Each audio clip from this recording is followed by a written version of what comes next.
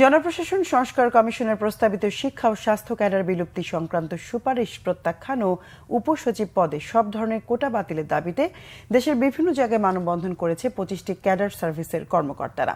Mohammadpur fertility service and training সেন্টারের সামনে মানববন্ধন করে প্রতিষ্ঠানের চিকিৎসক ক্যাডারের কর্মকর্তারা।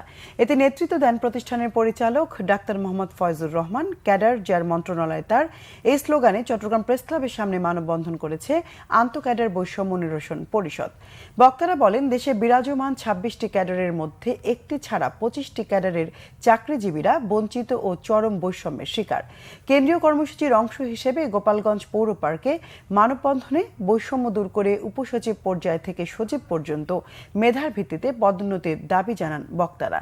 কিশোরগঞ্জ সরকারি গুরুদয়াল কলেজ সংলগ্ন শহীদ মিনারের সামনে আন্তঃক্যাডার নিরসন পরিষদ ও বিসিএস জেনারেল এডুকেশন অ্যাসোসিয়েশন মানববন্ধন করে।